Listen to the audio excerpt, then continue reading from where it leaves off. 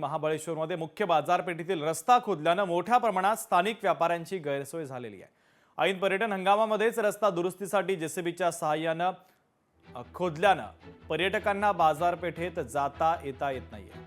तर संबंधित विभागाकडून लवकरात लवकर रस्त्याचं काम व्हावं अशी अपेक्षा आता स्थानिकांनी व्यक्त केलेली आहे। यावर थेट स्थानिक व्यापारी आणि नागरिकांसोबत संवाद साधला आमचे प्रतिनिधी इम्तियाज मुजावर यांनी। आपण पाहूयात। महाराष्ट्राचं मिनी काश्मीर म्हणून ओळखल्या जाणाऱ्या महाबळेश्वर या थंड हवेच्या ठिकाणी आता सध्या उन्हाळी हंगामाची तयारी जोरात सर्वच परिसरामध्ये सुरू आहे।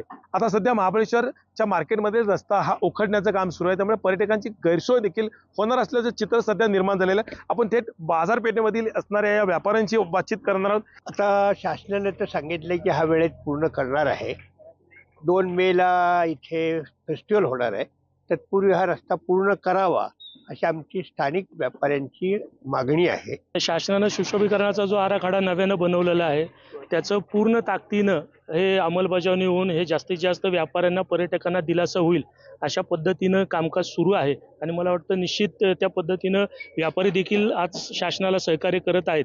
त्यामुळं पर्यटन हंगाम सुरू आता होत आहे, परंतु पर्यटन महोत्सवापर्यंत निश्चित हा रस्ता पूर्ण झालेला असेल अशी आम्हाला अपेक्षा आहे। या ठिकाणी जो आता जो रस्ता करायला आहे बांधकाम विभागाचे साहेब यांनी पण आम्हाला आश्वासन दिलेलं आहे की 15 मेच्या अगोदर हे बांधकाम संपूर्ण रस्ता पूर्ण करण्यात येईल असं आश्वासन आम्हाला दिलेले आहे आणि आम्हाला नक्कीच खात्री आहे की लवकर पूर्ण होईल।